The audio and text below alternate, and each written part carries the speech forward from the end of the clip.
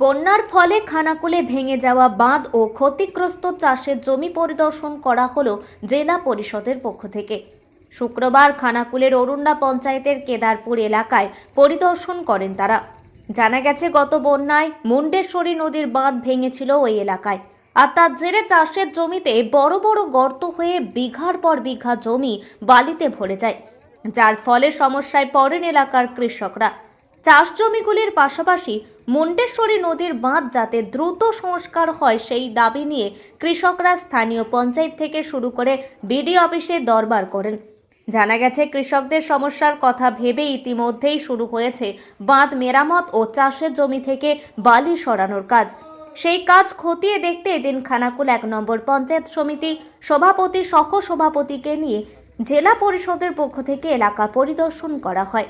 এই সমস্ত কাজ অতি দ্রুত সম্পন্ন করা হবে বলে জানান জেলা পরিষদের কৃষি, সেচ ও সমবায় কর্মাধ্যক্ষ মদন মোহন কোলে। আজকে আমরা হুগলি জেলা পরিষদের পক্ষ থেকে এসেছিলাম যে আমাদের কেদারপুর মুন্ডেশ্বরী নদীর যে বাঁধ ভেঙেছে তার কাজ ইতিমধ্যে, বাঁধ বাঁধার কাজ ইতিমধ্যে শুরু হয়েছে, আপনারা দেখতে পাচ্ছেন। এবং এখানে প্রচুর আমাদের কৃষি জমির ক্ষতি হয়েছে।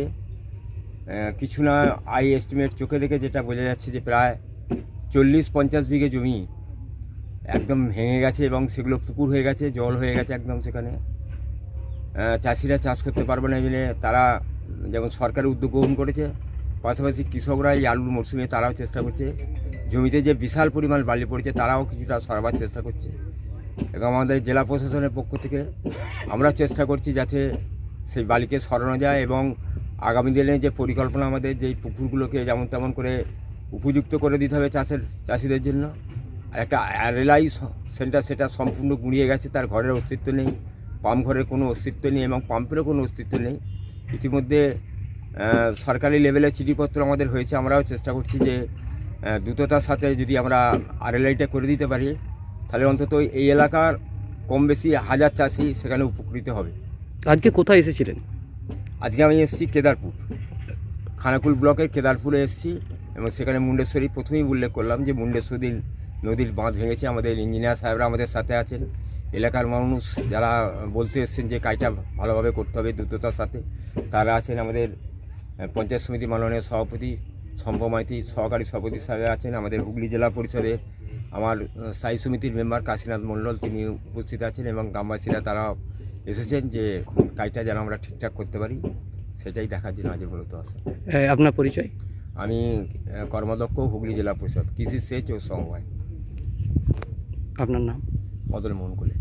এখন আরামবাগেই রয়েছে প্রাণ আইভিএফ ফার্টিলিটি সেন্টার। নিঃসন্তান দম্পতিদের মুখে হাসি ফোটানোর বিশ্বস্ত প্রতিষ্ঠান প্রাণ আইভিএফ ফার্টিলিটি সেন্টার দক্ষিণবঙ্গের মধ্যে সর্ববৃহৎ এবং সর্বপ্রথম এআরটি গভর্নমেন্ট রেজিস্টার প্রাপ্ত আইভিএফ সেন্টার এখন আরামবাগেই। অল্প খরচে আইভিএফ পরিষেবা, বন্ধ্যাত্ব চিকিৎসার এক অভিনব অধ্যায়। প্রাণ আইভিএফ ফার্টিলিটি সেন্টার একেবারে অল্প খরচে পুরুষ ও মহিলার বন্ধ্যাত্ব পরীক্ষা, বন্ধ্যাত্ব চিকিৎসা সবকিছুই হয় আমাদের প্রতিষ্ঠানে। সুচিকিৎসার মাধ্যমে মা ও বাবা ডাক শুনতে পারবেন নিঃসন্তান দম্পতিরা। তাহলে আর দেরি কেন?